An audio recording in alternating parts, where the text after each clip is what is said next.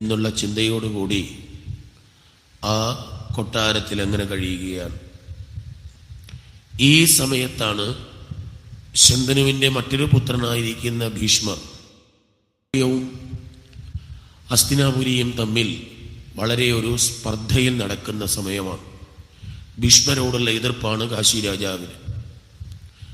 അങ്ങനെയിരിക്കെ കാശി രാജാവിന് 3 പെൺകുട്ടികൾ ഉണ്ടായിരുന്നു: അംബ, അംബിക, അംബാലിക. ഇവർ 3 പേരുടെയും വിവാഹം നിശ്ചയിച്ചു. എല്ലാ രാജ്യത്തെയും രാജാക്കന്മാരെ വിവരമറിയിച്ചു. പക്ഷേ ഹസ്തിനാപുരിയെ ചില്ല ഭീഷ്മരോടുള്ള എതിർപ്പ് കാരണം. ഈ വിവരം ഭീഷ്മൻ അറിയുകയാണ്. അങ്ങനെയാണെങ്കിൽ താൻ ആരാണ് എന്നൊന്ന് കാശി രാജാവിനെ കാണിച്ചു കൊടുക്കണം എന്ന് തീരുമാനിച്ചുകൊണ്ട് രഥത്തിൽ ഒരു ചെറിയ സൈന്യവുമായി നേരെ കാശിയിലേക്ക് എത്തുകയാണ്. അവിടെ വെച്ച് ആ വിവാഹത്തിന് തയ്യാറാക്കി നിർത്തിയിരുന്നതായ 3 പെൺകുട്ടികളെയും അവിടെ ഉള്ളവരെയൊക്കെ പരാജയപ്പെടുത്തി തൻ്റെ രഥത്തിൽ കയറ്റി ഭീഷ്മര് തിരികെ ഹസ്തിനാപുരിയിലേക്ക് എത്തി. അവിടെ വെച്ച് തൻ്റെ സഹോദരന്മാരായിരിക്കുന്ന ഈ വിചിത്രവീര്യനും ചിത്രാംഗതനും വിവാഹം കഴിച്ചു കൊടുക്കാൻ ഒരുങ്ങുകയാണ്. അപ്പോഴാണ് ആ പെൺകുട്ടികളിൽ മൂത്ത പെൺകുട്ടിയായിരുന്ന അംബ ഈ ഭീഷ്മരോട് വന്ന് പറഞ്ഞു: ഞാൻ ചെറുപ്പത്തിൽ തന്നെ ഒരു രാജകുമാരനെ പ്രണയിച്ചിരുന്നു. അതുകൊണ്ട് എനിക്ക് അദ്ദേഹത്തിനെ തന്നെ വിവാഹം ചെയ്യണം, എന്നെ വിടണം എന്ന് പറഞ്ഞു. ഇത് കേട്ടപാടെ തന്നെ ഭീഷ്മർ പറഞ്ഞു: നീ പൊയ്ക്കൊള്ളാൻ പറഞ്ഞു. ഒരു രഥത്തിലേറ്റി ഈ പെൺകുട്ടിയെ യാത്രയാക്കി. അംബികയെ വിചിത്രവീരനും കൊടുത്തു. അംബാലികയെ ചിത്രാംഗതനെ കൊണ്ടും വിവാഹം കഴിപ്പിച്ചു. അങ്ങനെ കുറേ ദിവസങ്ങൾ കഴിഞ്ഞപ്പോഴാണ് താൻ പറഞ്ഞു വിട്ടതായ അംബ വീണ്ടും ഹസ്തിനാപുരിയിലേക്ക് വരികയാണ്.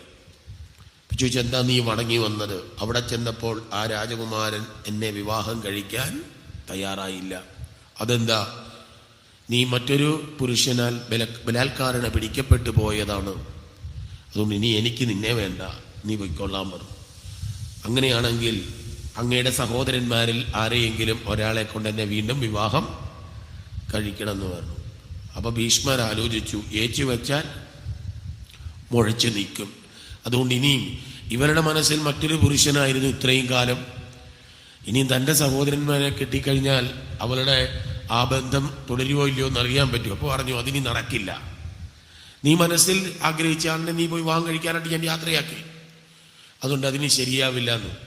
അപ്പോൾ ഈ അംബ പറഞ്ഞു: അങ്ങനെയാണെങ്കിൽ അങ്ങനെ വിവാഹം ചെയ്യണം. പറഞ്ഞു: ഞാൻ വിവാഹം കഴിക്കത്തില്ല. പണ്ടേ ഞാൻ വിവാഹം വേണ്ടെന്ന് വെച്ചയാളാണ്. അത് സാധ്യമാവില്ല. ചുരുക്കം പറഞ്ഞാൽ അംബയ്ക്ക് അവിടെയുമില്ല ഇവിടെയുമില്ല. അതിൻ്റെ ദുഃഖം കൊണ്ട് അപ്പോൾ തന്നെ അംബ ഈ ഭീഷ്മരെ ശപിക്കുകയാണ്. എൻ്റെ ജീവിതം ഈ തരത്തിലാക്കിയ ഞാൻ മുഖേനയായിരിക്കും അങ്ങയുടെ വീഴ്ച, അല്ലെങ്കിൽ ഞാൻ മൂലമായിരിക്കും അങ്ങയുടെ മരണം എന്ന് പറഞ്ഞുകൊണ്ട് അംബ അവിടെ വെച്ച് ദേഹത്യാഗം ചെയ്യുകയാണ്. ഈ അംബയാണ് പിന്നീട് വിരാട രാജാവിൻ്റെ പുത്രിയായ എന്താണ് പറയുന്നത്, ശിഖണ്ഡിയായിട്ട് പുനർജനിക്കുന്നത് ഈ അംബയാണ്. ആണുമല്ല പെണ്ണുമല്ലാത്ത അതാണ് ശിഖണ്ഡി. ആ നപുംസക രൂപത്തിൽ പിന്നീട് ജനിക്കുന്നത് ഈ അംബയാണ്. അങ്ങനെ ആ കഥ അവിടെ അങ്ങ് തീർന്നു. കാലം കുറെ കഴിഞ്ഞു. ചിത്രാംഗതനും വിചിത്രവീര്യനും 2 പെൺകുട്ടികളെയും വിവാഹം കഴിച്ചെങ്കിലും കുട്ടികളൊന്നും ഉണ്ടായില്ല. ഒരിക്കൽ വിചിത്രവീരൻ കുഷ്ഠരോഗത്തിന് അടിമപ്പെട്ടു. വിചിത്രവീരൻ കുഷ്ഠരോഗം വന്ന് മരിച്ചു. ചിത്രാംഗതൻ കാട്ടിൽ നായാട്ടിന് പോയപ്പോൾ അവിടെ വെച്ചൊരു യവനനുമായി ഏറ്റുമുട്ടി ചിത്രാംഗതനും മരിച്ചു. ചുരുക്കം പറഞ്ഞാൽ രാജ്യത്ത് അരാജകത്വം, രാജാവില്ല. ഉടൻ തന്നെ സത്യവതി ആ ഭീഷ്മരെ വിളിച്ചിട്ട് പറഞ്ഞു: എന്താ, ഉടൻ തന്നെ നീ ഇനി രാജ്യഭാരമേൽക്കണം, നീ വിവാഹം കഴിക്കണം എന്നൊക്കെ പറഞ്ഞു. ഞാൻ വിവാഹവും കഴിക്കില്ല, എനിക്കൊട്ട് രാജ്യവും വേണ്ട. കാരണം ഇത് പിടിച്ചു വാങ്ങിയതാണ്. അതുകൊണ്ട് ഞാൻ അതിന് തയ്യാറാവില്ല. പിന്നെ എന്താണ് മാർഗം? രാജ്യത്ത് രാജാവില്ല. അങ്ങനെ ഇരുന്നപ്പോഴാണ് സത്യവതി ഓർത്തത് തനിക്ക് ആദ്യത്തേതിൽ ഒരു മകനുണ്ടല്ലോ, അതാരാ? വ്യാസൻ. ഉടൻ തന്നെ വ്യാസനെ വിളിച്ചു വരുത്തി പറഞ്ഞു, രാജ്യം അരാജകത്വത്തിലേക്ക് പോവുകയാണ്, അതുകൊണ്ട് എനിക്ക് ഈ നിന്റെ സഹോദര പത്നിമാരിൽ ഓരോ സന്താനങ്ങളെ നൽകണമെന്നു. വ്യാസൻ പറഞ്ഞു, ഞാൻ ചെയ്യില്ല. ഇനി ന്യായം പറഞ്ഞത് പരതാര, പ്രത്യേകിച്ച് സഹോദര പത്നിമാരെ പ്രാപിക്കുക എന്നുള്ളത് ലോകത്തെ ഏറ്റവും നിന്ദ്യമായ കർമ്മമാണ്, ഞാൻ അത് ചെയ്യില്ല എന്ന് പറഞ്ഞു.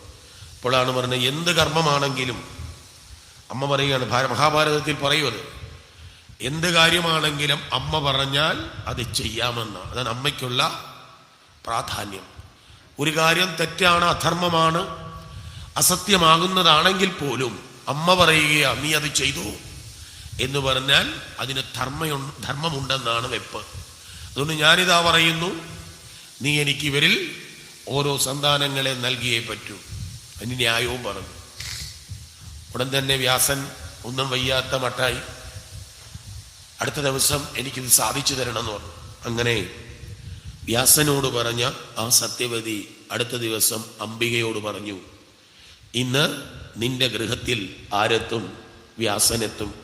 സ്വീകരിച്ച് എനിക്കൊരു സന്താനം ഉണ്ടാകുന്നതിന് വേണ്ടിയിട്ടാണ്. ഇത് കേട്ടപ്പോൾ തന്നെ ആര് ഭയന്നുപോയി? ഈ അംബിക.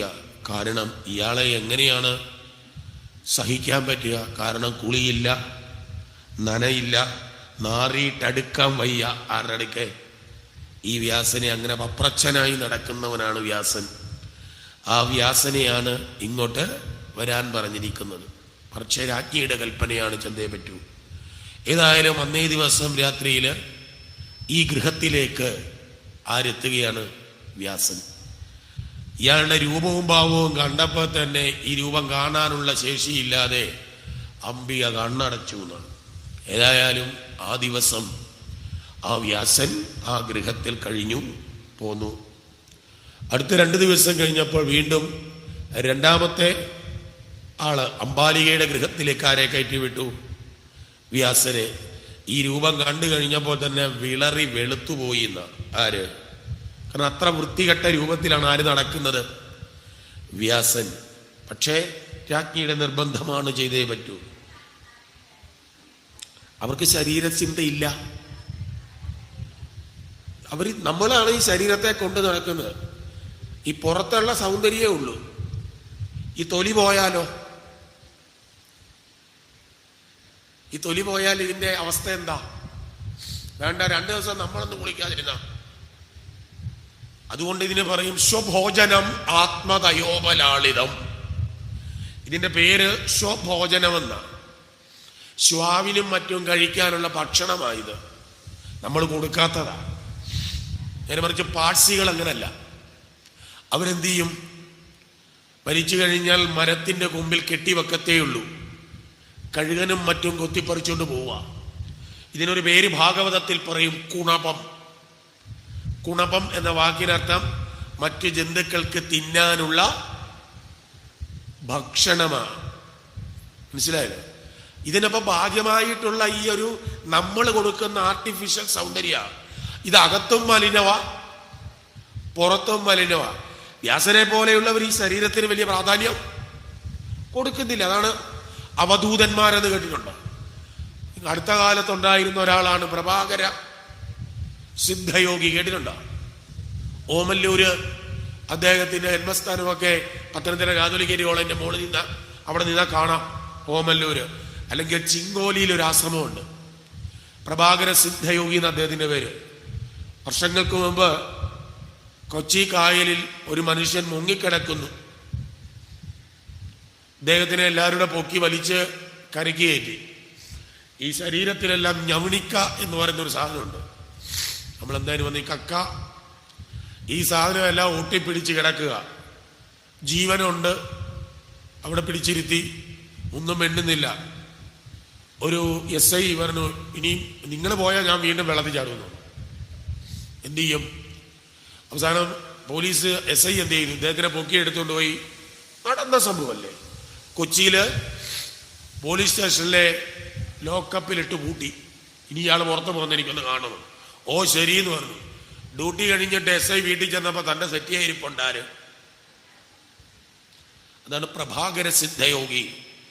ഇദ്ദേഹത്തെക്കുറിച്ച് യൂട്യൂബിൽ അടിച്ചിട്ടാൽ നിങ്ങൾക്ക് കിട്ടും. എത്രയോ ചരിതങ്ങളുണ്ട്.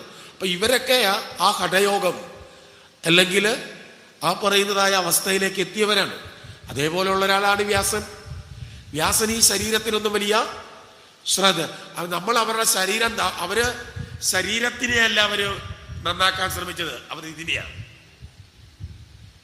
തലയ്ക്കകത്തൊരു സാധനമുണ്ട്, അതിനെ വളർത്താനാണ് അവർ ശ്രമിച്ചത്. നമ്മൾ തിരിച്ച, നമ്മൾ ഇതിനെ വളർത്തത്തില്ല, പകരം ഏതിനെയാണ് വേണ്ട വിധത്തിൽ ബുദ്ധി ഉപയോഗിച്ചാൽ ഈ സാധനങ്ങളൊന്നും നമ്മള് ശരീരത്തിനെ അതിനെ വഴിക്കും. അപ്പൊ പറഞ്ഞതിന്റെ അർത്ഥം ഇതുകൊണ്ടാണ് അവരാ പപ്രച്ഛന്മാരായിട്ടേ നടക്കൂ, അവർക്ക് ശരീരബോധമില്ല എന്നർത്ഥം. അതുകൊണ്ട് കാരണം ഇതൊന്നും കൂടെ കൊണ്ടുപോകാൻ പറ്റുന്നതല്ല. ഇത് അല്പസമയത്തേക്കുള്ളൊരു അരമണിക്കൂർ കഴിഞ്ഞാൽ നമ്മുടെ ശരീരം തന്നെ ദുർഗന്ധമാവുക അല്ലേ. അപ്പോ അതുകൊണ്ടാണ്. അപ്പൊ ഏതായാലും ഈ തരത്തിൽ ഇരിക്കുന്നത് കണ്ടു. ഒരു തരത്തില് ആ വിളറി വെളുത്തു എന്നാ പറയുന്ന അമ്പാലിക. അന്ന് രാത്രിയും അവിടെ കഴിഞ്ഞു. കുറെ നാളുകൾ കഴിഞ്ഞു. 10 മാസം കഴിഞ്ഞപ്പോൾ ഗർഭിണികളായ ഇവർ രണ്ടുപേരും പ്രസവിച്ചു. അംബിക ഒരാൺകുട്ടിയെ പ്രസവിച്ചു, അംബാലികയും പ്രസവിച്ചു. പക്ഷെ പ്രസവിച്ചപ്പോൾ ഒരു കുഴപ്പമുണ്ടായി. ആദ്യം ഉണ്ടായ അംബികയിലേതിന് കണ്ണ് കാണത്തില്ല. കാരണം വ്യാസൻ കയറി വന്നപ്പോൾ എന്താ ചെയ്തത്? കണ്ണടച്ചു. രണ്ടാമത്തേതുണ്ടായതോ പാണ്ഡുരോഗം, വിളറി വെളുത്തതാ. അതുകൊണ്ട് ശരീരം മുഴുവൻ ഏതായി പോയി? വിളറി വെളുത്തത്. രണ്ടും ഗുണവും ഇല്ല. ഒന്നിന് കണ്ണ് കാണത്തില്ല, ഒന്നുള്ളതോ ഈ രോഗം. എന്തു ചെയ്യും? ആകപ്പാടെ സത്യവതി ദുഃഖിതയായി. വീണ്ടും വ്യാസനെ വിളിച്ചു, എനിക്കിത് പോരാ, എനിക്കൊരു നല്ല സന്താനത്തെ തരണം. അപ്പൊ ശരിയെന്ന് സമ്മതിച്ചു. വീണ്ടും അംബികയോട് പറഞ്ഞു, ഇന്ന് രാത്രിയിൽ നിന്റെ ഗൃഹത്തിൽ ആര് വരും? ഈ വ്യാസൻ. ഒരു തവണത്തെ കൊണ്ടാര് മതിയായി, ഇനിയും വരുമെന്ന് എങ്ങനെ സഹിക്കും? അത് ഇവളൊരു ബുദ്ധി കാണിച്ചു. ഇവരുടെ പരിചാരികയായിരിക്കുന്ന ഒരു ശൂദ്ര സ്ത്രീ ഉണ്ടായിരുന്നു. ഈ ശൂദ്ര സ്ത്രീയെ അവളുടെ ചുരിദാറിന് തങ്ങിടിപ്പിച്ചു. അന്ന് ഇലക്ട്രിസിറ്റി ഒന്നും ഇല്ലല്ലോ, വിളക്ക. അപ്പൊ അരണ്ട വെളിച്ചത്തിൽ ഇതാരാണെന്നൊന്നും അറിയാൻ പറ്റില്ല. ഏതായാലും ഇവൾക്ക് പകരം ഈ ശൂദ്ര സ്ത്രീയാണ് ചെന്നത്. അവള് വളരെ സന്തോഷപൂർവം വ്യാസനെ സ്വീകരിച്ചു. ഇവള് കാലക്രമത്തിൽ ഗർഭിണിയായി. ഇവൾക്കൊരു സന്താനമുണ്ടായി. അതിഗംഭീരനായ, അതിമിടുമിടുക്കനായ ഒരു കുട്ടി. ആ ആളായിരുന്നു ആര്? വിതുരൻ. യഥാർത്ഥത്തിൽ വിതുരരാരാ?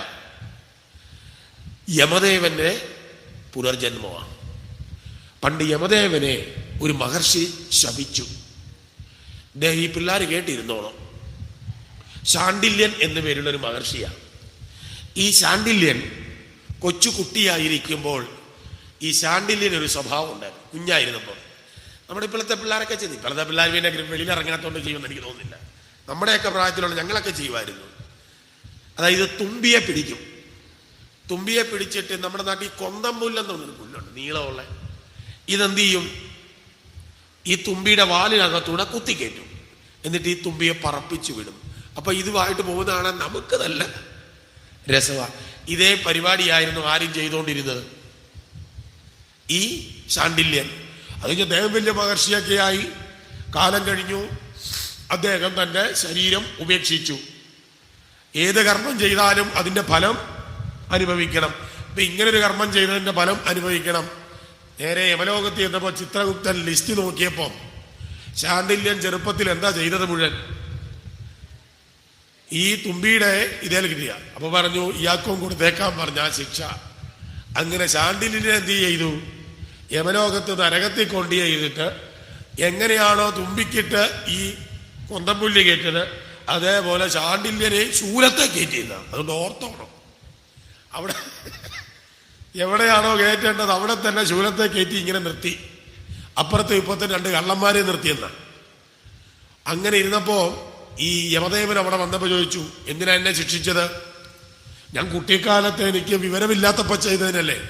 അതൊന്നും പറഞ്ഞിട്ടൊരു കാര്യവുമില്ല. ചെയ്താൽ ശിക്ഷ ഉറപ്പാ. അതുകൊണ്ട് അങ്ങനെ പറഞ്ഞപ്പോൾ ഈ യമദേവനെ ശാണ്ഡില്യൻ അവിടെ വെച്ച് ശപിച്ചു. ഇങ്ങനെ എന്നെ ചെയ്ത നീ അടുത്തത് ഒരു ശൂദ്ര സ്ത്രീയിൽ ജനിക്കാൻ ഇടയാവട്ടെ. ഈ ശാപമാണ് ആരെ? ഈ യമദേവൻ ആരായിട്ട്? വിതുരരായിട്ട് ജനിക്കാൻ ഉണ്ടായ കാരണം എന്നൊരു പൂർവകഥ ഇതിനകത്തല്ല, ഗരുഡപുരാണത്തിലാണ്. ഏതായാലും ഈ തരത്തില് ഈ ഒരു ശാപം കിട്ടി. അങ്ങനെ ഏതായാലും വിതുര്. പക്ഷെ കുഴപ്പം എന്താ? രാജ്യാധികാരമില്ല. എന്താ കാര്യം? ഈ ശൂദ്രസ്ത്രീ ജനിച്ചതായതുകൊണ്ട് രാജ്യാവകാശം ഇല്ലാത്തതായി. അങ്ങനെ വ്യാസനിൽ നിന്നും ഈ സത്യവതിയുടെ മക്കളുടെ ഭാര്യമാരായിരിക്കുന്ന അംബിക, അംബാലിക, അതേപോലെ തന്നെ ഈ ശൂദ്ര സ്ത്രീയില് 3 സന്താനങ്ങളെ ആർക്കുണ്ടായി? വ്യാസന് ഉണ്ടായി എന്ന് വരെ പറഞ്ഞു നിർത്തി. അപ്പോഴാണ് കഥ കേട്ടുകൊണ്ടിരുന്ന ആ ശൗനകാദി മഹർഷിമാര് ഒരു സംശയം ചോദിച്ചു. ആട്ടെ, അങ്ങിപ്പോൾ പറഞ്ഞു വ്യാസന്റെ മാതാവ് സത്യവതിയാണെന്ന് അങ്ങ് പറഞ്ഞു. അതോടൊപ്പം തന്നെ ശന്തനു മഹാരാജാവ് ഈ മകൻ ഉള്ളപ്പോഴല്ലേ ആരെ വിവാഹം ചെയ്തത്? സത്യവതിയെ വിവാഹം ചെയ്തത്. അതും എനിക്ക് പറഞ്ഞു തരണം, അതിന്റെ കാരണം എന്താണെന്നും.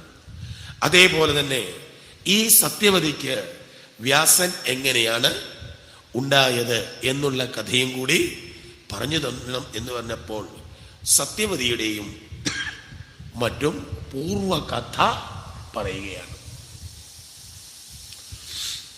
പണ്ട് സൂര്യവംശത്തിൽ ഉപരിചരൻ എന്നു പേരുള്ള ഒരു രാജാവ് ഉണ്ടായിരുന്നു. ഇദ്ദേഹം വലിയ ഒരു ദേവേന്ദ്ര ഭക്തനായിരുന്നു. അപ്പോൾ ദേവേന്ദ്രൻ ഇദ്ദേഹത്തിനെ ഈ തരത്തിൽ എന്ത് ചെയ്തു? തന്നെ ഭജിക്കുന്നത് കണ്ടിട്ട് ഇദ്ദേഹത്തിന് ഒരു ദിവ്യമായ എന്ത് കൊടുത്തു? വിമാനം കൊടുത്തു. ഒരു വസുവാണ് അദ്ദേഹം. അങ്ങനെ ഈ വിമാനം കൊടുത്തപ്പോൾ പിന്നെ ഇദ്ദേഹത്തിന്റെ യാത്ര മുഴുവൻ എന്താണ്?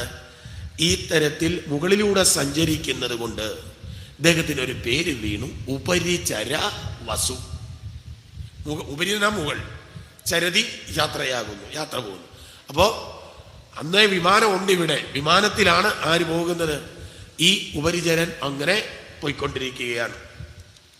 അങ്ങനെ ഇരിക്കുമ്പോൾ ഇദ്ദേഹം വിവാഹം കഴിച്ചു.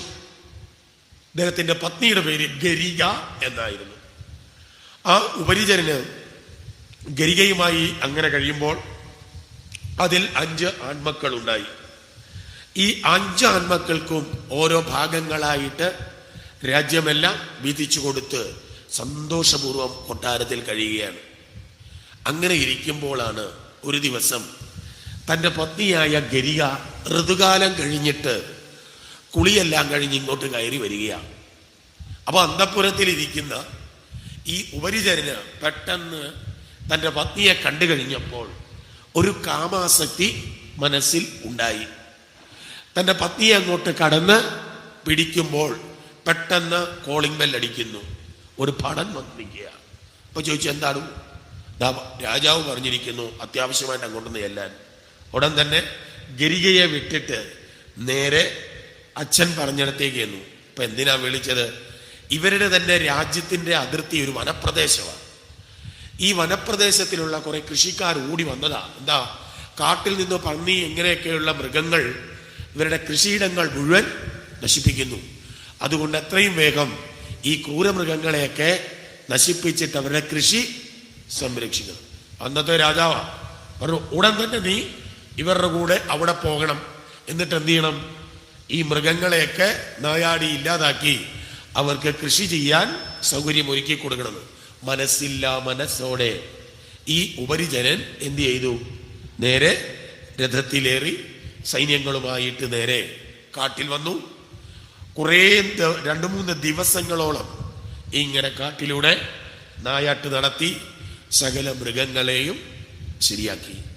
എന്നിട്ട് കുറെ കഴിഞ്ഞ് അദ്ദേഹം ഇതെല്ലാം കഴിഞ്ഞു കഴിഞ്ഞപ്പോൾ ക്ഷീണം തീർക്കാനായിട്ട് ഒരു മരത്തിന്റെ ചുവട്ടിൽ അങ്ങനെ ഇരുന്നു. ഇങ്ങനെ ഓരോ കാര്യങ്ങളും ഇങ്ങനെ വെറുതെ ആലോചിച്ചുകൊണ്ടിരുന്നപ്പോൾ വീണ്ടും ഓർമ്മയിലേക്ക് ആര് കടന്നു വന്നു? തൻ്റെ പത്നി കയറി വന്ന രൂപവും ഭാവവുമൊക്കെ ഓർത്തു കഴിഞ്ഞപ്പോൾ വീണ്ടും ഇദ്ദേഹത്തിലൊരു കാമാസക്തി ഉണ്ടാവുകയാണ്. അങ്ങനെ ഇരുന്നിരുന്നിരുന്ന് അങ്ങനെ ഇരിക്കുമ്പോൾ അദ്ദേഹത്തിൻ്റെ ആ ചിന്ത കൊണ്ട്, കാമാവേശം കൊണ്ട് അദ്ദേഹത്തിൻ്റെ രേതസ് സ്ഖലിച്ചു. ഉടൻ തന്നെ അദ്ദേഹം നോക്കിയപ്പോൾ രേതസ് താഴെ വീഴാൻ പോവാ. അവിടെ ഒരു ആലില നിപ്പുണ്ടായിരുന്നു. ആ ആലില എടുത്തിട്ട് ആ രേതസ് ഈ ഇലയിലേക്ക് പൊതിഞ്ഞെടുത്തു. എന്നിട്ട് അത് പൊതിഞ്ഞു കെട്ടി. അപ്പോഴാണ് ഇങ്ങനെ നോക്കിയപ്പോൾ ആകാശത്തു കൂടി ഒരു പരുന്ത് വട്ടമിട്ട് പറക്കുന്നു. ഉടൻ തന്നെ പരുന്തിനെ ഇങ്ങോട്ട് താഴോട്ട് വിളിച്ചു. അതിൻ്റെ കൊക്കിൽ വെച്ച് കൊടുത്തിട്ട് പറഞ്ഞു, ഈ സാധനം കൊണ്ടുപോയി ആരുടെ കൊടുക്കണം? എൻ്റെ പത്നിയായ ഗരികയിൽ കൊണ്ടു കൊടുക്കണം. ഇതൊക്കെ നടക്കുവോ എന്നൊന്നും എന്നോട് ചോദിക്കില്ല. ഇത് കഥയാണ്. കഥയിൽ ചോദ്യം ഇല്ല. മണ്ണാങ്കട്ടയും കരിയിലേയും കൂടെ കാശിക്ക് പോയി എന്ന് കഥ കേട്ടുകൊണ്ടിരുന്നപ്പോൾ നമ്മൾ ചോദിച്ചാ മണ്ണാങ്കട്ടയ്ക്ക് കാലുണ്ടായിരുന്നു എന്ന്. ഇത് കഥയാണ്, ഇതിങ്ങനെ നടന്നതാണ്, വിശ്വസിച്ചേ പറ്റൂ, അല്ലാണ്ട് മാർഗമില്ല.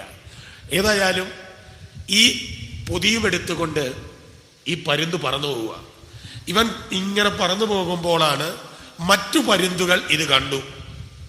നമ്മൾ ഏകാദശ സ്കന്ധത്തിൽ 24 ഗുരുക്കന്മാരെ പഠിക്കുന്നിടത്ത് ഒരു ഗുരുവാണ് കുരുവി പക്ഷി. ഒരു മാംസകഷ്ണം എടുത്തുകൊണ്ട് പോയപ്പോൾ മറ്റു പരുന്തുകളെല്ലാം ആക്രമിക്കാൻ വന്നു. അപ്പൊ എന്താ, മറ്റുള്ളവരെ ആകർഷിക്കുന്ന സാധനം കയ്യിൽ വെച്ചുകൊണ്ട് നടക്കരുത്, അത് നമുക്ക് അപകടം ഉണ്ടാക്കും. അടനെ എന്ത് ചെയ്തു, കുരുവി താഴോട്ടിട്ടു. അപ്പോൾ പരുന്തുകളെല്ലാം ഏതിന്റെ പിന്നാലെ പോയി? അതിന്റെ പിന്നാലെ പോയി. കുരുവി രക്ഷപ്പെട്ടു. 24 ഗുരുക്കന്മാരിൽ ഒരു ഗുരുവാണ് ഈ പറയുന്ന കുരുവി. ഇതേപോലെ പരുന്ത് ഇതും കൊത്തിക്കൊണ്ട് പോവാ. അപ്പൊ മറ്റു പരുന്തുകളൊക്കെ ഏതാണ്ട് മാംസമാണെന്ന് കരുതി ആരുടെ പിന്നാലെ കൂടി?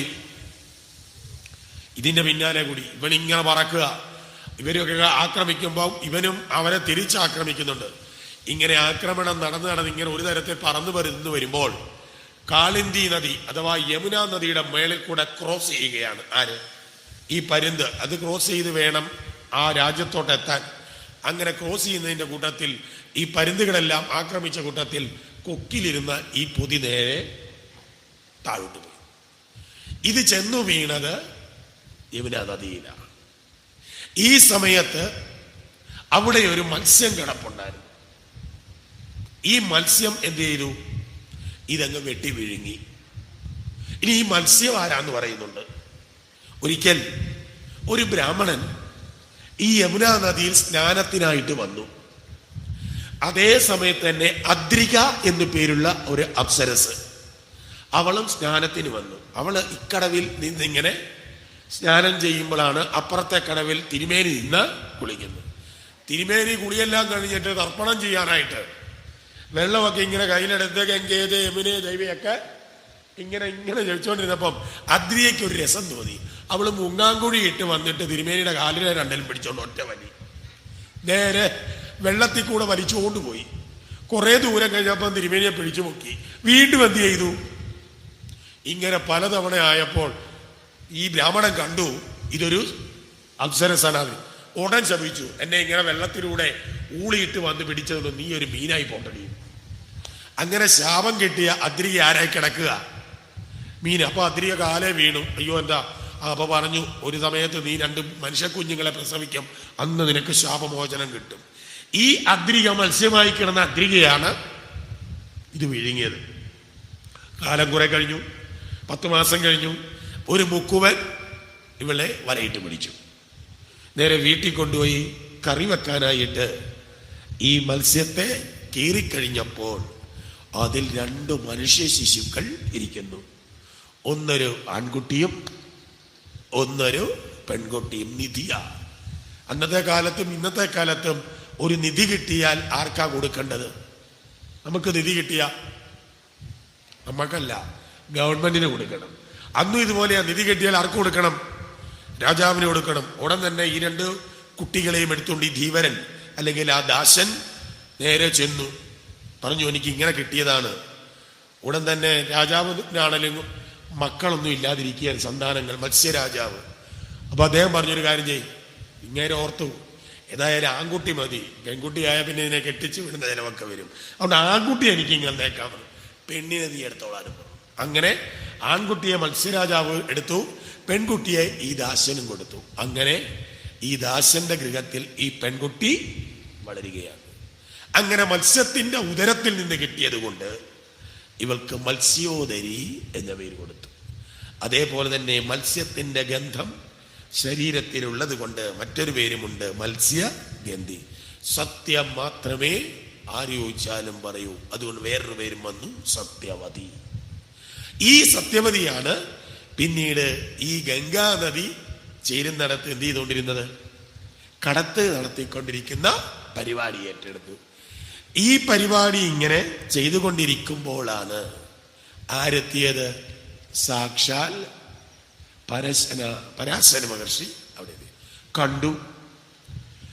കടത്തങ്ങോട്ടേക്ക് പോകുന്ന വഴിയിൽ പറഞ്ഞു, നിന്റെ സൗന്ദര്യം കണ്ട് ഞാൻ ഭ്രമിച്ചു പോയി, എനിക്കിപ്പോൾ നിന്നെ പ്രാപിക്കണമെന്ന്. അയ്യോ, ഇവിടെ മുഴുവൻ തുറസായ പ്രദേശമാ എന്നൊക്കെ പറഞ്ഞു. അതൊന്നും പ്രശ്നമില്ല. ഉടൻ തന്നെ മൂടൽമഞ്ഞുണ്ടാക്കി അവിടെ വെച്ച് ഈ പരാശരനുമായി പ്രാപിച്ചു. ഉടൻ തന്നെ എന്താണ്, ഗർഭിണിയുമായി പ്രസവവും നടന്നു, കുഞ്ഞുമായി വളർന്നു വലുതാവുകയും ചെയ്തു. ഇവൻ കൃഷ്ണദ്വൈപായനൻ എന്ന പേരിൽ അറിയപ്പെടും. ഇവൻ സാക്ഷാൽ ഭഗവാന്റെ തന്നെ അവതാരമൂർത്തിയാണ് എന്നൊക്കെ പറഞ്ഞിട്ട് പരാശരൻ കയ്യും കഴുകി അവിടുന്ന് പോയി. സത്യവതി അടുക്കൽ ആ മകനും ചെന്ന് പറഞ്ഞു, അമ്മേ ഞാനും പോവുകയാണ്. അപ്പൊ അവിടെ വെച്ച് സത്യവതി ഒരു കാര്യം ചോദിച്ചു, ഒരു തവണ പ്രസവിച്ചു കഴിഞ്ഞാൽ എന്നെ പിന്നെ എങ്ങനെയാണ് മറ്റൊരാൾക്ക്? അപ്പൊ പറഞ്ഞു, നീ ഈ കുട്ടിയെ പ്രസവിച്ചതിന്റെ പേരിൽ നിന്റെ കന്യകാത്വം നഷ്ടപ്പെടില്ല, ആരും അറിയുകയുമില്ല, നിനക്ക് മാത്രം മകനുമേ അറിയുകയുള്ളൂ എന്ന് പറഞ്ഞിട്ടാണ് പരാശരൻ പോയത്. അപ്പോൾ തന്നെ വളർന്നു വലുതായി ആ കൃഷ്ണദ്വൈപായനൻ അമ്മയോട് യാത്ര പറഞ്ഞു. എന്നിട്ട് പറഞ്ഞു, എന്താണ്, അമ്മ എപ്പോൾ ആഗ്രഹിച്ചാലും അമ്മയുടെ മുമ്പിൽ ഞാൻ എത്തിക്കൊള്ളാം എന്ന് പറഞ്ഞുകൊണ്ടാണ് നേരെ ആ കൃഷ്ണദ്വൈപായനൻ അവിടെ നിന്നും പോയത്. അങ്ങനെ ആ പൂർവഭാഗവും അവിടെ പറഞ്ഞു നിർത്തി. അപ്പോഴാണ് ഇത് കേട്ട് കഴിഞ്ഞപ്പോൾ വീണ്ടും അവര് അടുത്ത ചോദ്യം ചോദിച്ചു. അങ്ങനെയാണെങ്കിൽ ശന്തനുവാണല്ലോ ഈ സത്യവതിയെ വിവാഹം ചെയ്തത്. അങ്ങനെയാണെങ്കിൽ ഈ ശന്തനു മഹാരാജാവിന്റെ ആദ്യത്തെ പത്നി ആരായിരുന്നു? അതേപോലെ തന്നെ ഞങ്ങൾ കേട്ടിരിക്കുന്നു, ഈ ഭീഷ്മർ എന്ന് പറയുന്നയാള് ശാപഗ്രസ്തരായിരുന്ന ഒരു വസുവിന്റെ മറ്റൊരു ജന്മമാണ് എന്ന് ഒരു കഥയും കേട്ടിട്ടുണ്ട്. അങ്ങനെയാണെങ്കിൽ എങ്ങനെയാണ് ഈ ശാപഗ്രസ്തത ഈ ഭീഷ്മർക്ക് ഉണ്ടാകാൻ ഇടയായത്? മാത്രവുമല്ല, ഈ ചിത്രാംഗതനായിരുന്നല്ലോ രാജ്യം കൊടുക്കേണ്ടുന്നത്. അപ്പോ ചിത്രാംഗതനെ ഭീഷ്മരുള്ളപ്പോൾ എന്തുകൊണ്ടാണ് രാജാവാക്കിയത്? അതേപോലെ തന്നെ പിന്നെ എന്തിനാണ് ഇവര് മരിച്ചുപോയപ്പോൾ, ഈ ചിത്രാംഗതനും ചിത്രവീരനും മരിച്ചുപോയി കഴിഞ്ഞപ്പോൾ എന്ത് കാരണത്താലാണ് വ്യാസനെ കൊണ്ട് സന്താനങ്ങളെ ഉണ്ടാക്കാൻ ഇടയായത്? അതേപോലെ തന്നെ സത്യവതി എന്തുകൊണ്ടാണ് മൂത്ത പുത്രനായിരിക്കുന്ന ആ ഭീഷ്മർക്ക് രാജ്യം കൊടുക്കാതിരുന്നത്? അതേപോലെ തന്നെ എന്തു കാര്യങ്ങളെ കൊണ്ടാണ് സഹോദരപത്നിമാരെ വ്യാസൻ വരിക്കാൻ ഇടയ? ഇതൊക്കെ ആദ്യം പറഞ്ഞു, പരതാരങ്ങളെ ഭരിച്ചു. അപ്പൊ എന്തുകൊണ്ടാണ് വ്യാസൻ പരതാരങ്ങളെ ഈ തരത്തിൽ കൈക്കൊള്ളാൻ ഇടയായത്? എന്തിനാണ് നിന്ദ്യമായ ഈ കർമ്മം ആര് ചെയ്തത്? ഈ വ്യാസൻ ചെയ്തത്. ഇതെല്ലാം എനിക്കൊന്ന് പറഞ്ഞു തരണം എന്ന് പറഞ്ഞപ്പോൾ പിന്നീട് എന്ത് ചെയ്യുകയാണ്? ശന്തനുവാരായിരുന്നു, ഭീഷ്മരാരായിരുന്നു, ഇവരുടെയൊക്കെ പൂർവജന്മം പിന്നെ പറയുകയാണ്. ഇക്ഷ്വാകു വംശത്തിൽ, ഇക്ഷ്വാകു വംശം എന്ന് പറഞ്ഞാൽ സൂര്യവംശത്തിൽ ജനിച്ച ഒരു ശ്രേഷ്ഠനായ രാജാവായിരുന്നു മഹാഭീഷൻ. ഇദ്ദേഹം എന്താണ്, ആയിരക്കണക്കിന് അശ്വമേധയാഗങ്ങളൊക്കെ നടത്തി. 100 അശ്വമേധയാഗം നടത്തിയാൽ തന്നെ ഇന്ദ്രപദവി കിട്ടും. ഇദ്ദേഹം ആയിരക്കണക്കിന് അശ്വമേധയാഗങ്ങളാണ് നടത്തിയത്.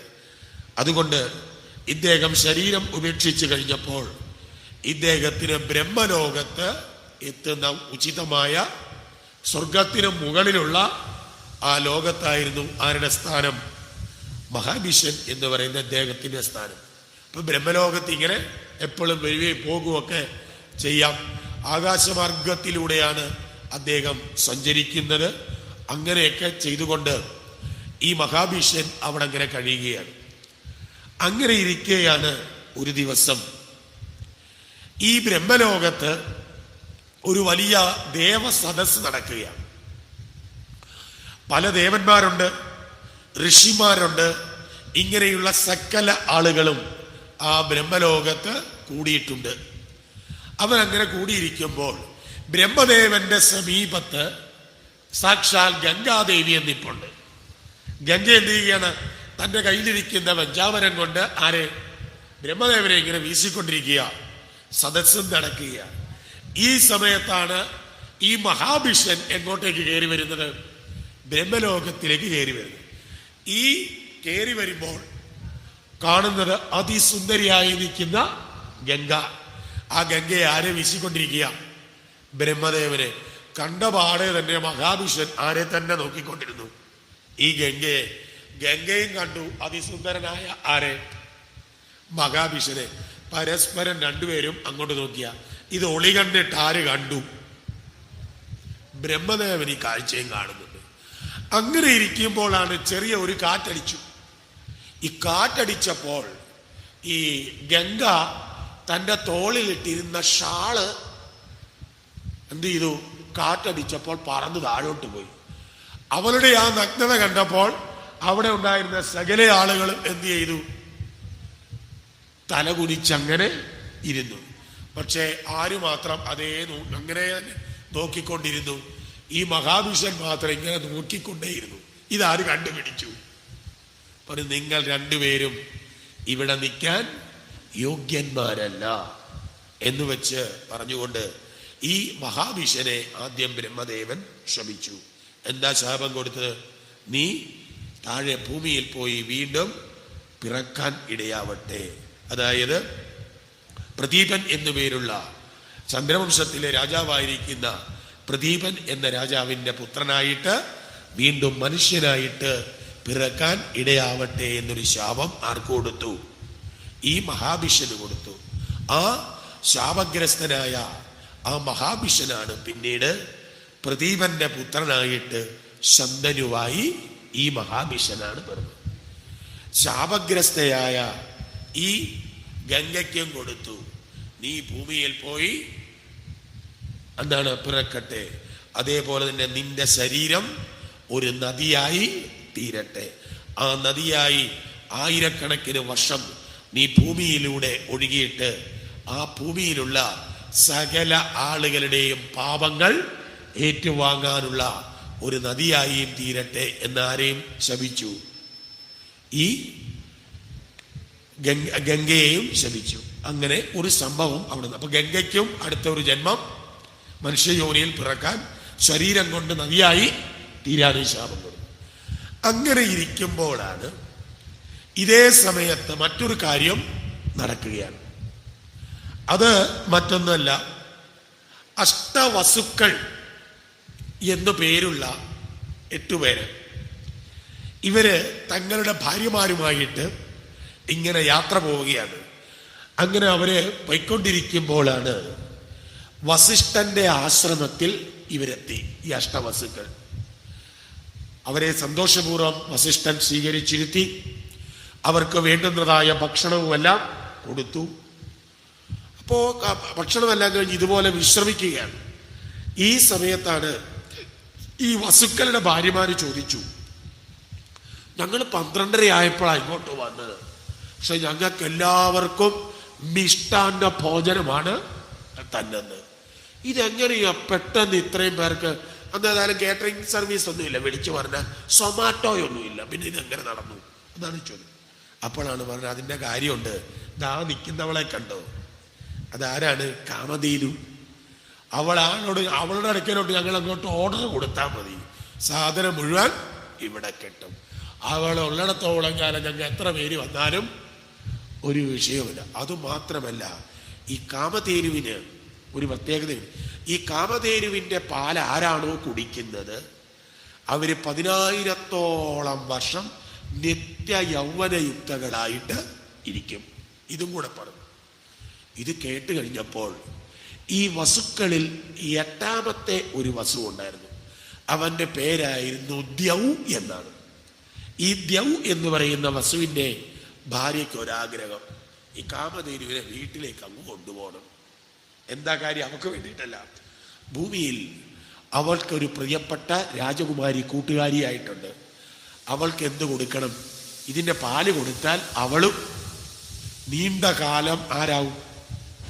യൗവന്. പണ്ട് പറയാറുണ്ട് ലോകത്തിലെ ഏറ്റവും വലിയ സുന്ദരി ആരാന്നാ പറയുന്നത്, അറിയാമോ? ഭാഗവതം രാമായണമൊന്നുമല്ല, GK.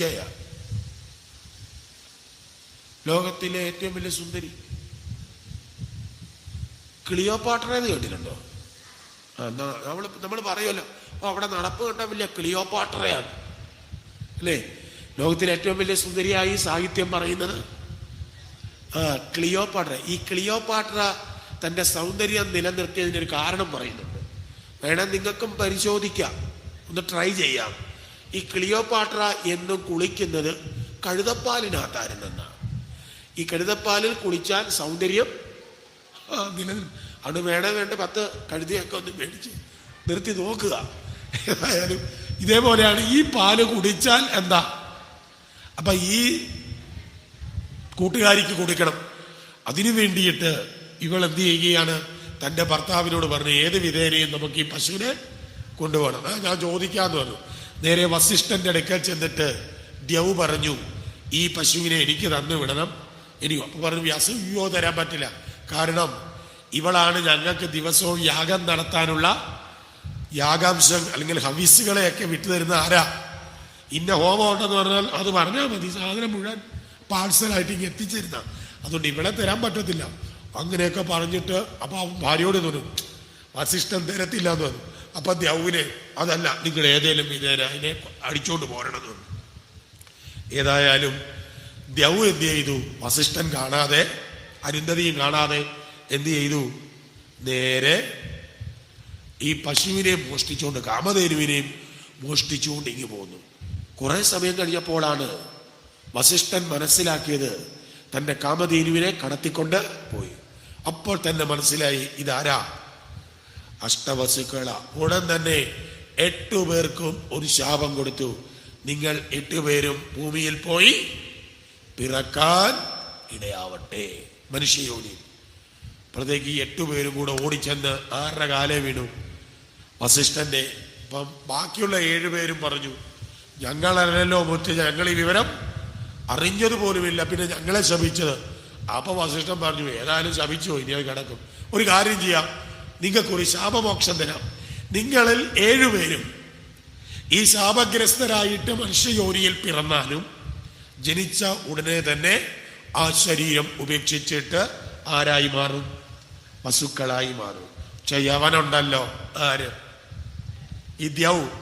യവൻ കുറെ കാലം ഭൂമിയിൽ കിടന്ന് ചിലതൊക്കെ അനുഭവിച്ചിട്ടേ ഇങ്ങോട്ട് വരൂ എന്നൊരു ശാപമോക്ഷവും കൊടുത്തു. അങ്ങനെ ശാപഗ്രസ്തരായ അഷ്ടവസുക്കൾ ഇങ്ങോട്ട് വരുമ്പോഴാണ് ഗംഗ ശാപം മേടിച്ചുകൊണ്ട് ഇങ്ങോട്ട് വരുന്നത്. അപ്പൊ 2 പേരും എവിടെ വെച്ച്? ഏറ്റുമാനൂർ സ്റ്റാൻഡിൽ വെച്ച് കണ്ടുമുട്ടി. ഒരാൾ വടക്കുന്ന്, മറ്റേ 7 പേര് തെക്കൂന്നും വന്നതാ. അപ്പോൾ അവര് പറഞ്ഞു ഗംഗയ്ക്ക് ശാപം. അപ്പോൾ പറഞ്ഞു 7 പേരും 8 പേരും കൂടെ പറഞ്ഞു, മനുഷ്യയോനിയിൽ പോയി ഏതെങ്കിലും സ്ത്രീകളിൽ ജനിക്കാൻ ഞങ്ങൾക്ക് താല്പര്യമില്ല. അല്ലയോ മാതാവേ, അങ്ങ് അനുഗ്രഹിക്കണം. ഞങ്ങൾ 8 പേരും ആരുടെ ഗർഭത്തിൽ പിറക്കാൻ? ഗംഗയുടെ ഗർഭത്തിൽ പിറക്കാൻ അനുവദിക്കണം. ഓ ശരി, നിങ്ങൾ പോയിക്കൊള്ളാൻ വന്നു. അങ്ങനെ ഗംഗ അയച്ചു.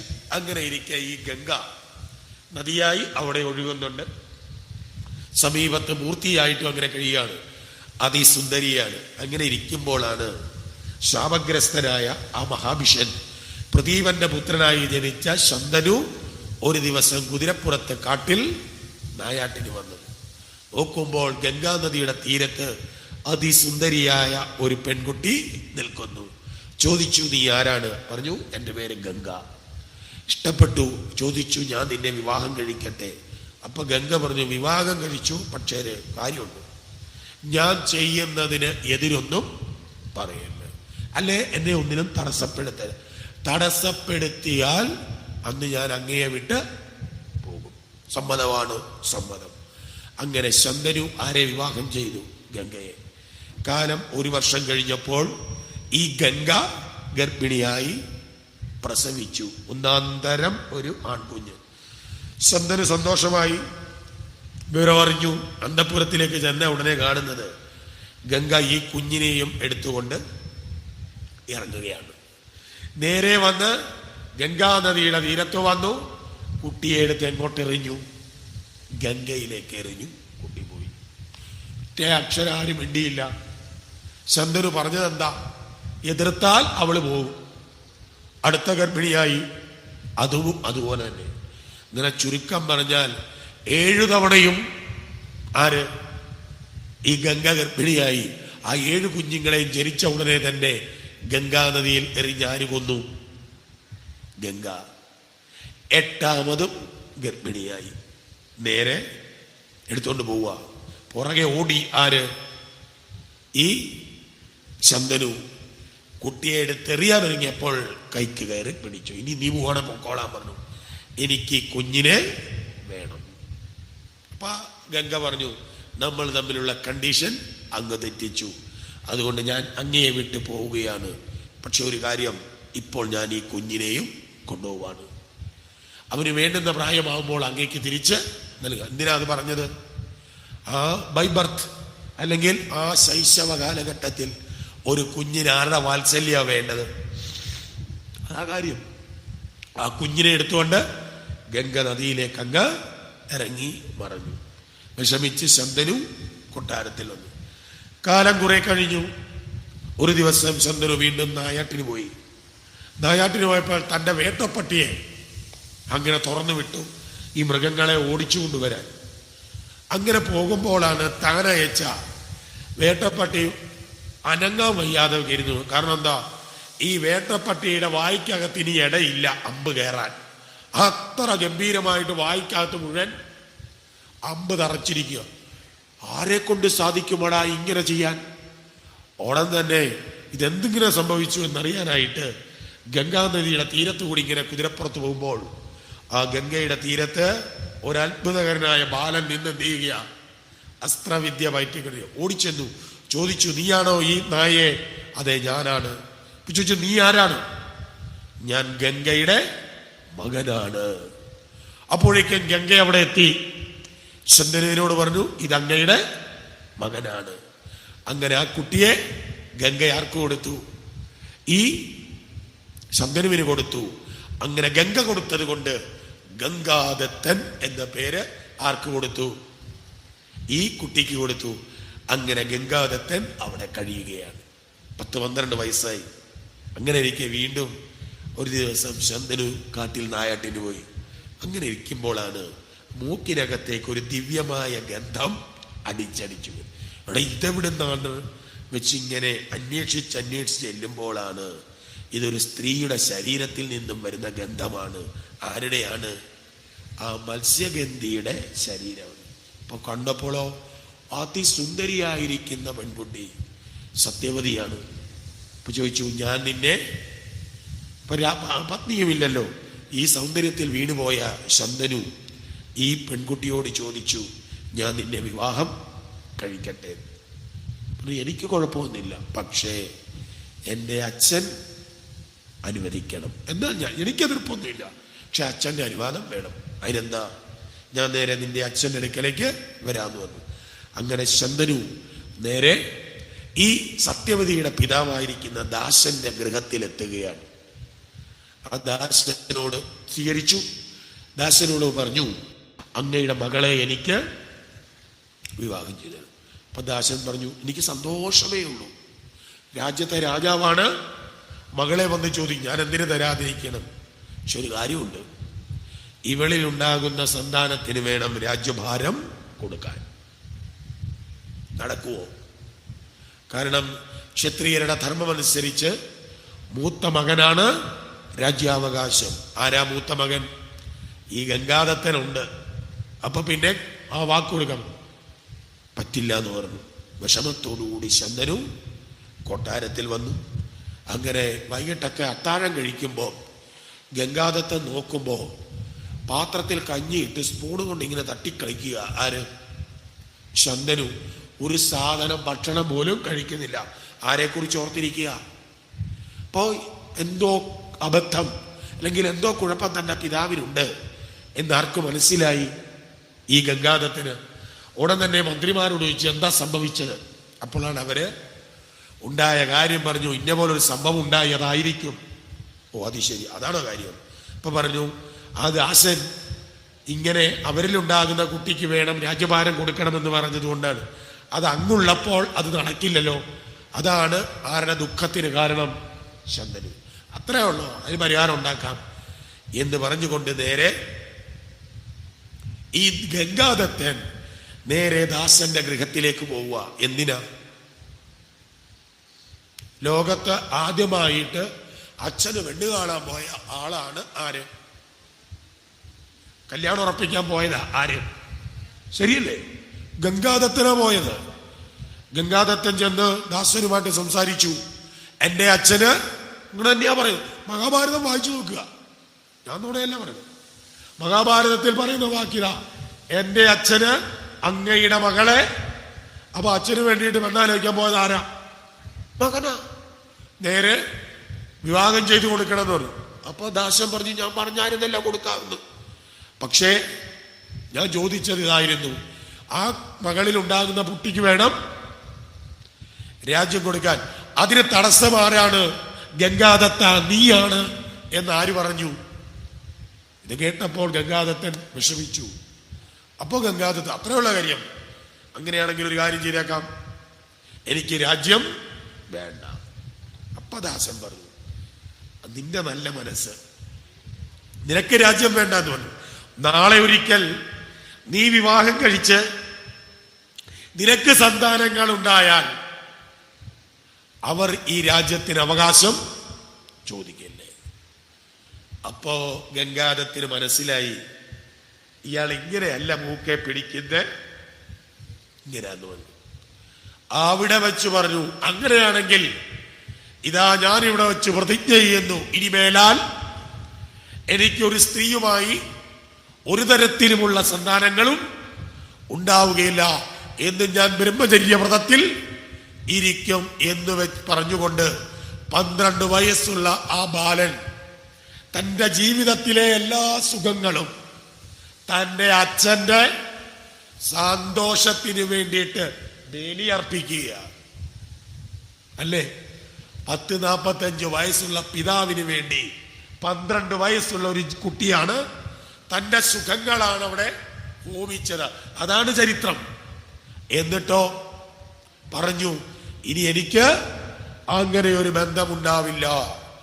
ഈ പ്രതിജ്ഞ അങ്ങോട്ട് ചെയ്തപ്പോഴാണ് ആകാശത്തിൽ നിന്നും പുഷ്പവൃഷ്ടി ഉണ്ടായി. ഇത്രയ്ക്കും ഭീഷ്മമായ, ആരാലും ചെയ്യാൻ പറ്റാത്ത, ജീവിതം എന്തെന്നറിയാൻ വയ്യാത്ത പ്രായത്തിൽ ഇത്രയും തക്കതായ പ്രതിജ്ഞ എടുത്തത് കൊണ്ടാണ്, ഭീഷ്മമായ ശപഥമെടുത്തത് കൊണ്ടാണ് അന്ന് മുതൽ ഗംഗാദത്തിന് ഏത് പേര് കിട്ടിയത്? ഭീഷ്മർ എന്ന പേര് അന്ന് മുതലാ കിട്ടിയത്. അതിനുശേഷം വിവാഹമൊക്കെ നടന്നു. ആ സത്യവതിയിലാണ് പിന്നീട് ആരുണ്ടായത്? വിചിത്രവീര്യനും ചിത്രാംഗതനും. മക്കളുണ്ടായോ? ഉണ്ടായോ? ഉണ്ടായില്ല. ഈ സത്യവതിക്ക് ശന്തനുവില് എന്താണ് വിചിത്രവീര്യനും ചിത്രാംഗതനും ഉണ്ടായി. അവർക്ക് പിന്നെ സന്താനങ്ങൾ ഉണ്ടായോ? ഉണ്ടായോ? ഇല്ല. ദാസൻ എന്താ ആഗ്രഹിച്ചത്? നീക്ക് പിള്ളേരുണ്ടായാൽ അവര് രാജ്യാവകാശം ഉണ്ടാവുകയല്ലേ എന്നാ ചോദിച്ചത്. ആട്ടെ, അത് കഴിഞ്ഞിട്ട് ഇവർക്ക് സന്താനങ്ങൾ ഉണ്ടായോ? വ്യാസനിൽ നിന്നാണ് പിന്നീട് ധൃതരാഷ്ട്രര്, പാണ്ഡു, വിതുരുണ്ടായി. ആട്ടെ, ഇവർക്കുണ്ടായ പിള്ളേർ പിന്നെ എന്തോ ചെയ്തു? ഈ രാജ്യത്തിന്റെ അവകാശം പറഞ്ഞ് ഇവരെന്ത് ചെയ്തു? തമ്മി തല്ലി. അതുകൊണ്ടാ പറഞ്ഞത് മനുഷ്യൻ ഏകത്ര ചിന്ത്യതേ, ദൈവം അന്യത്ര ചിന്ത്യതേ. എന്ത് പറഞ്ഞ നീ വിവാഹം കഴിച്ചാൽ നിന്റെ മക്കള് രാജ്യത്തിന് അവകാശം പറഞ്ഞ് ഇവിടെ യുദ്ധം ഉണ്ടാവുമെന്ന് പറഞ്ഞു. അതേ ദാസനുണ്ടായ മക്കള് പിന്നീട് 2 ഘട്ടങ്ങളായിട്ട് തിരിഞ്ഞു. യഥാർത്ഥത്തിൽ ഈ രാജ്യം പാണ്ഡവരുടെയുമല്ല കൗരവരുടെയുമല്ല. യഥാർത്ഥത്തിൽ ഈ രാജ്യം ആരുടെയാ? ഭീഷ്മരുടെ രാജ്യമാണ്. ആ ഭീഷ്മരുടെ രാജ്യം ബലമായിട്ട് മേടിച്ചതാ. അതുകൊണ്ടാണ് ഇവിടുത്തെ കസേര ഇരുന്നാൽ ആരുടെയും കൊണ്ട് ഉറയ്ക്കാത്തത്. ഈ പഴയ ശാപം കിടക്കുക. പിന്നെ അതുകൊണ്ടാണ് ഒരു സന്ദർഭത്തില് പിന്നെ ആ കഥകളാണ്, ഞാൻ ആ പാണ്ഡവകഥയൊന്നും പറയണില്ല. പിന്നീട് അടുത്തത് പറയുന്നത് ഈ പാണ്ഡുവിൻ്റെയും ധൃതരാഷ്ട്രരുടെയും വിവാഹമാണ്. ആ ധൃതരാഷ്ട്ര പിന്നെ ഗാന്ധാരിയെ വിവാഹം ചെയ്തു. ഗാന്ധാരി തൻ്റെ ഭർത്താവ് അന്ധനായതുകൊണ്ട് അന്ന് തന്നെ അന്ധത കൈവരിച്ചു. അതിൽ 100 മക്കളുണ്ടായി. അതിനുശേഷം പാണ്ഡു രാജാവായി. പാണ്ഡു 2 പത്നിമാരുണ്ടായി. ഒന്ന് മദ്രദേശത്തെ മാതിരി, ഒന്ന് ഭോജരാജാവിൻ്റെ പുത്രിയായിരിക്കുന്ന കുന്തി. അങ്ങനെ ഇരിക്കെ ഒരു ദിവസം ഈ പാണ്ഡു കാട്ടിൽ നായാട്ടിനായി പോയി. അവിടെ വെച്ച് വേഷപ്രച്ഛന്നനായിരുന്ന മാനിന്റെ രൂപത്തിൽ നിന്ന ഒരു ഗന്ധർവനെയും അപ്സരസിനെയും അമ്പുപയോഗിച്ച് കൊന്നു. അവരവിടെ വെച്ച് ശപിച്ചു, നിനക്കും ഇനി മേല സ്ത്രീകളുമായിട്ട് ഒരു ബന്ധമുണ്ടായാൽ അപ്പോൾ നീ മരിക്കും എന്ന് പറഞ്ഞു. അതുകൊണ്ട് പാണ്ഡുവിന് തൻ്റെ 2 പത്നിമാരോടും എന്ത് ചെയ്യാൻ പറ്റിയില്ല, പിന്നീട് ബന്ധമൊന്നും ഉണ്ടാകില്ല. അതുകൊണ്ട് സന്താനങ്ങളൊന്നും ഉണ്ടായില്ല. അങ്ങനെ ഇരിക്കെ ആ ഒരവസ്ഥ വന്നപ്പോൾ കുന്തി തനിക്ക് പണ്ട് കിട്ടിയ ഒരു വരത്തെ പറ്റി ആരോട് പറഞ്ഞു? ഭർത്താവായ പാണ്ഡുവിനോട് പറഞ്ഞു. അപ്പോൾ ആ കഥ പിന്നെ വിസ്തരിച്ചു. എന്താണ്? ഒരിക്കൽ കുന്തിയുടെയൊക്കെ കൊട്ടാരത്തിൽ ദുർവാസാവ് വന്നു. അങ്ങനെ ദുർവാസാവ് കുന്തിയെ ഒന്ന് പരീക്ഷിക്കാൻ എന്ത് കാര്യങ്ങൾ ചെയ്താലും ഇങ്ങനെ ഇപ്പം അങ്ങോട്ട് ബെഡ് വിരിച്ചിട്ട് പോയാൽ അപ്പം അതേലേക്ക് ഏതെങ്കിലും ചെളിക്കകത്ത് പോയിട്ട് അത് മുഴുവൻ അതേ ചവിട്ടി തേക്കും. ഇങ്ങനെയുള്ള പല മുരളി സ്വഭാവങ്ങളും ഒക്കെ കാണിച്ചു. എന്നിട്ടും കുന്തി ഒരു വാക്കുപോലും വിഷമം ആരോട് പറഞ്ഞില്ല. അപ്പൊ ഇതൊക്കെ ചെയ്തു കഴിഞ്ഞപ്പോൾ ദുർവാസാവിന് സന്തോഷമായി.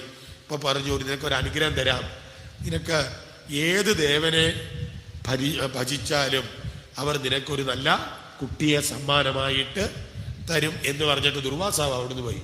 കൊച്ചു കുട്ടിയായിരുന്നപ്പോൾ കുന്തിക്കൊരു സംശയം, ഇത് ഫലിക്കുമോ എന്ന്. അതുകൊണ്ട് ഇതൊന്ന് പരിശോധിച്ച് നോക്കാന്ന് വെച്ചു. അപ്പോഴാണ് രാവിലെ എഴുന്നേറ്റ് വരുമ്പോൾ കിഴക്കോട്ട് നോക്കിയപ്പം സൂര്യൻ ഉദിച്ചു വരുന്നു. ഓടൻ തന്നെ സൂര്യനെ ഭജിച്ചു, മുറിക്കാതിരുന്നു. അടുത്ത നിമിഷം ആരവിടെ?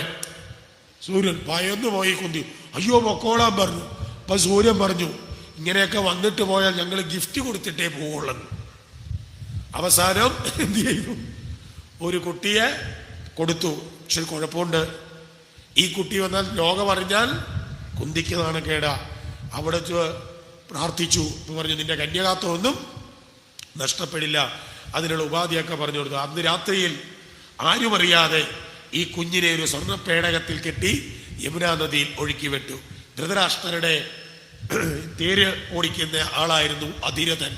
ഈ അധിരഥൻ്റെ മക്കളൊന്നും ഇല്ലായിരിക്കായിരുന്നു. കുളിക്കാനായിട്ട് വൈകുന്നേരം ചെന്നപ്പോഴാണ് ഒരു പേടകം ഒഴുകി വന്നത്.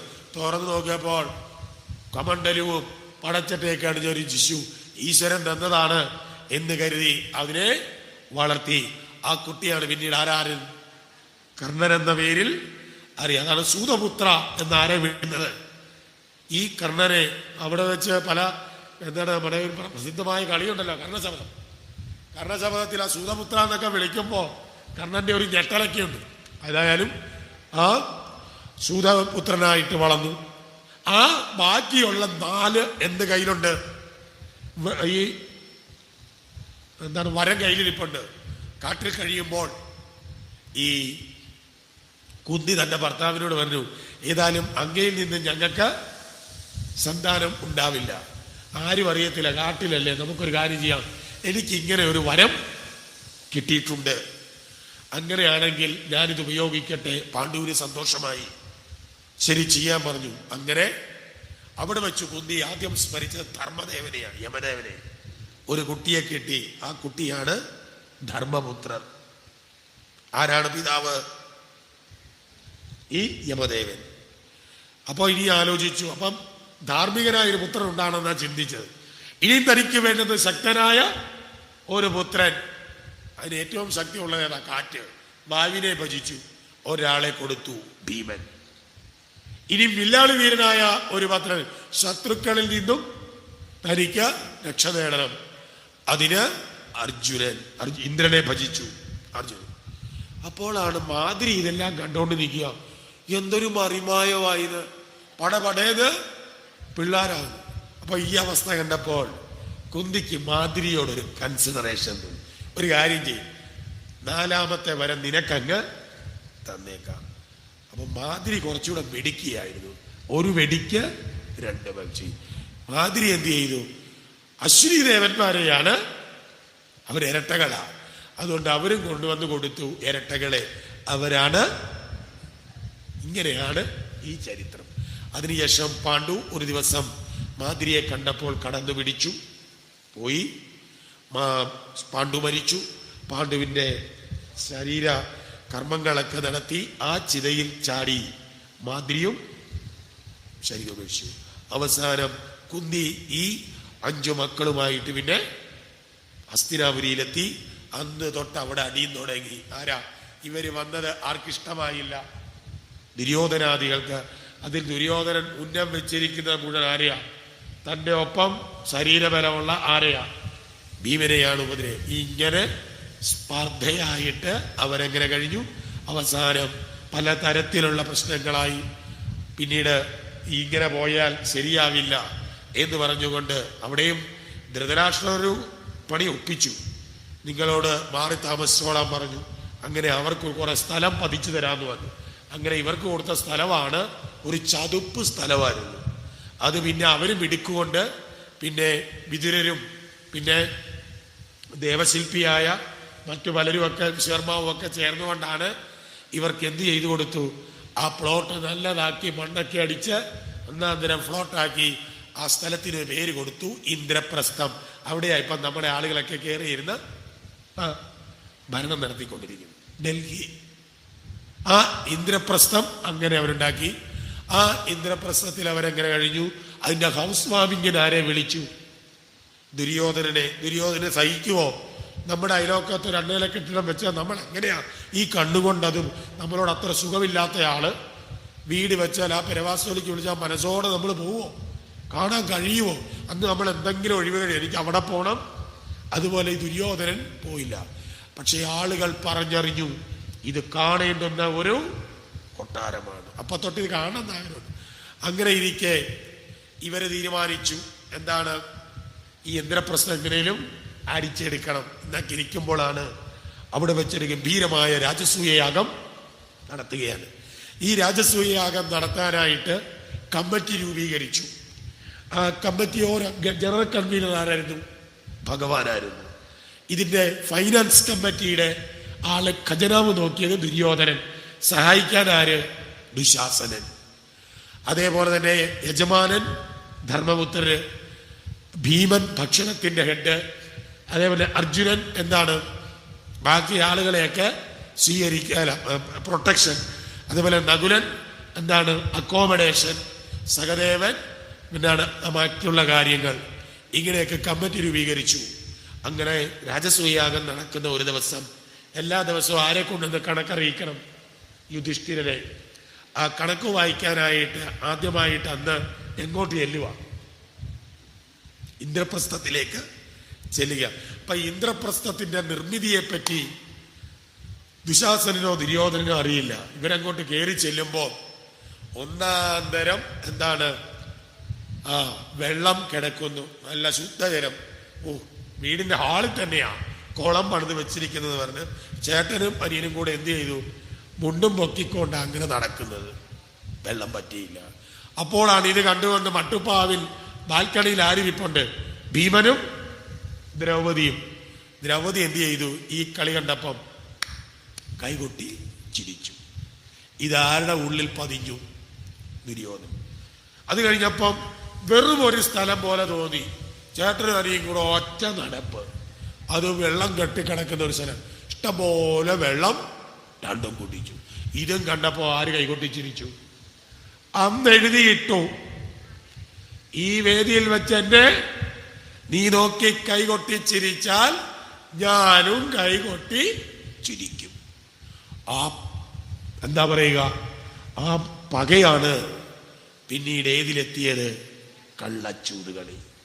ആ കള്ളച്ചൂതിൽ അതിനോട് വേറൊരു ചരിത്രവും കൂടെ പറയുന്നുണ്ട്. ഈ ശകുനിക്കും ഇത്തിരി